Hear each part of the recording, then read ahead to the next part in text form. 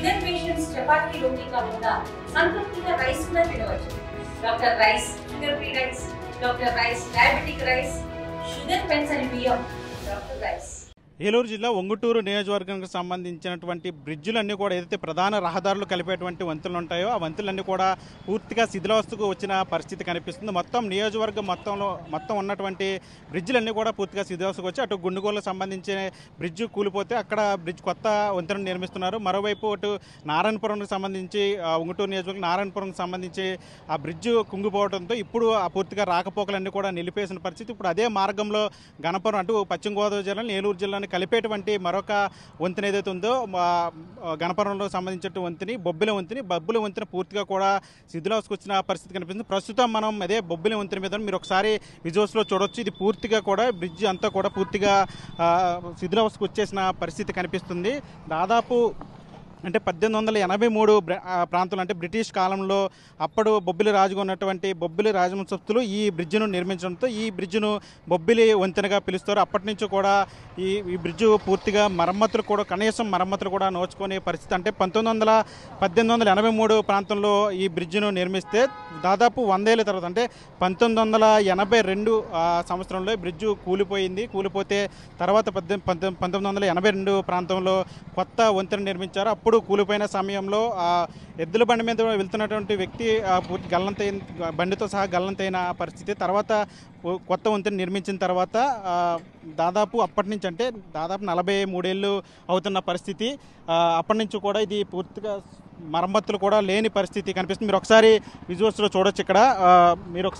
చూడొచ్చు. నేను చూపించే ప్రయత్నించాను. అంటే ఇక్కడ ఒకసారి మ్యాన్ హోల్ లాంటి పరిస్థితి ఉందంటే ఇది పూర్తిగా ఫుట్పాత్, అంటే ఎవరైనా సరే పాదచారులు ఎవరైనా ఉంటే ఈ ఫుట్పాత్ మించి వెళ్లాల్సిన పరిస్థితి ఉంటుంది. కానీ పూర్తిగా బ్రిడ్జ్ అంతా కూడా కుంగిపోవడంతో ఎక్కడికక్కడ శిథిలావస్థకు వచ్చిన పరిస్థితి ఒకసారి మీరు విజువల్స్లో చూడొచ్చు క్లియర్గా. అంటే ఎవరైనా సరే ఇటు నడిచి వెళ్తే ప్రమాదవశాత్తు కాలువలో పడిపోయే పరిస్థితి కూడా ఉంటుంది. గతంలో కూడా అట్లా పడిపోయిన పరిస్థితులు ఉంటే పాదచారులు అట్లా కాలువలో పడిపోయిన పరిస్థితి కూడా ఉంది. అంటే ఏ పరిస్థితిలో ఈ బ్రిడ్జ్ ఉందో ఒకసారి మీరు చూడొచ్చు. ఇక్కడ రోడ్డు మీద చూస్తే ఒకసారి మొత్తం అన్నీ కూడా హోల్స్ పడిపోయిన పరిస్థితి కనిపిస్తుంది. మీరు ఒకసారి విజువల్స్లో క్లియర్గా చూడొచ్చు. మొత్తం అటుపక్క రైలింగ్స్ కావచ్చు, లేదంటే ఫుట్పాత్ సంబంధించి కావచ్చు, లేదా బ్రిడ్జి నిర్మాణం అంతా కూడా పూర్తిగా శిథిలావస్థకు రావడంతో ఇప్పుడు మొన్నటి వరకు అటు నారాయణపురం సంబంధించిన ప్రధాన వంతెన కుంగిపోవడంతో అటు రాకపోకలు నిలిపేశారు. ఇప్పుడు గణపురం బొబ్బిలి వంతు వచ్చినట్టుగా కూడా తెలుస్తూ ఉంది. ఈ బ్రిడ్జ్ కూడా దాదాపు అంటే శిథిలావస్థకు వచ్చేసింది. ఎప్పుడు కూలిపోతుందనే భయాందోళనలో ప్రజలు ఉన్న పరిస్థితి. ముఖ్యంగా ఆక్వా రంగానికి సంబంధించినటువంటి ఉత్పత్తులు ఎక్కువగా అటు భీమవరం నుంచి ఇటు ఏలూరు జిల్లాకి రావాల్సినప్పుడు ఖచ్చితంగా ఈ బ్రిడ్జ్ను ఉపయోగిస్తారు. ఇప్పుడు ఈ బ్రిడ్జ్ అంతా కూడా కుంగిపోయిన పరిస్థితి రావడంతో అటు ప్రయాణికులు కావచ్చు, లేదా ఆక్వా రంగ ఉత్పత్తులకు సంబంధించిన వాహనాలు కావచ్చు, అన్నీ కూడా ఆందోళన వ్యక్తం చేస్తున్న పరిస్థితి. దాదాపు చుట్టుపక్కల 120 గ్రామాల ప్రజలు ఉంటారు. వాళ్ళంతా కూడా ఈ బ్రిడ్జ్ని ఉపయోగించుకొని రాకపోకలు సాగిస్తూ ఉంటారు. ఇప్పుడు ఈ బ్రిడ్జ్ అంతా కూడా పూర్తిగా శిథిలావస్థకు రావడంతో ఇప్పుడు పరిస్థితి అంతా కూడా అంటే భయాందోళన చెందుతున్న పరిస్థితి కనిపిస్తుంది. మీరు చూడొచ్చు విజువల్స్లో అటుపక్క రైలింగ్ అంటే ఫుట్పాత్కి సంబంధించి కాబట్టి రైలింగ్ సంబంధించి మొత్తం అంతా కూడా కుంగిపోయిన పరిస్థితి కనిపిస్తూ ఉంది. మొత్తం ఎక్కడ కూడా కనీసం మరమ్మతులు చేయలేదని చెప్పాలి. దాదాపు 40 ఏళ్ళ పైన గడిచిన పరిస్థితి.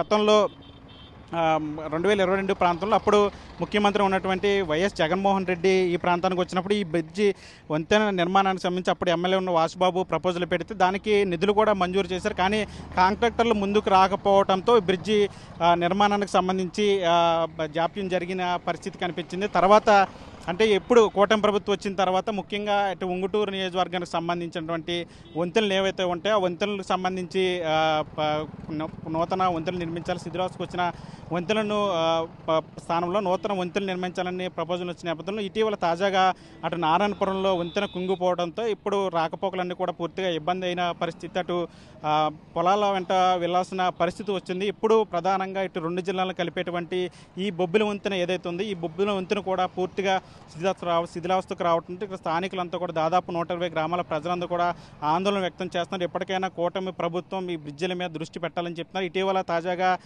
బ్రిడ్జికి సంబంధించిన ఎవరైతే అధికారులు ఉంటారో సంబంధిత అధికారులు అంతా కూడా వచ్చి ఇక్కడ పరిస్థితిని గమనించారంటే దీనికి రిపేర్ చేయాలా లేదంటే నూతన వంతెన నిర్మించాలనే ఒక ఆలోచన చేస్తున్నారు.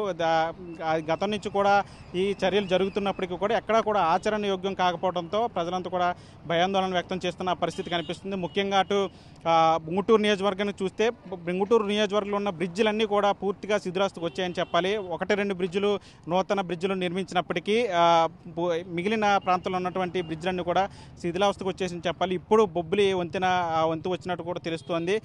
దీని మీద ప్రభుత్వం దృష్టి పెట్టి మరమ్మతులనే చేయాలి లేదంటే పూర్తి సరికొత్త బ్రిడ్జ్ అయినా నిర్మించాలని చెప్తున్నారు. లేని పక్షంలో పెను ప్రమాదాలు జరిగే అవకాశం ఉంది కాబట్టి ఇప్పటికైనా ప్రభుత్వం స్థానిక ఎమ్మెల్యేలంతా కూడా దీని మీద దృష్టి పెట్టి దీనికి పూర్తి శాశ్వత పరిష్కారం చూపాలని అంతా కూడా కోరుతున్న పరిస్థితి కనిపిస్తుంది. వీడియో జర్నలిస్ట్తో మన RTV గణపురం. ఇండియా పాకిస్తాన్ ఉద్రిక్తతలపై లేటెస్ట్ అప్డేట్స్ కోసం డౌన్లోడ్ చేసుకోండి RTV లైవ్ యాప్.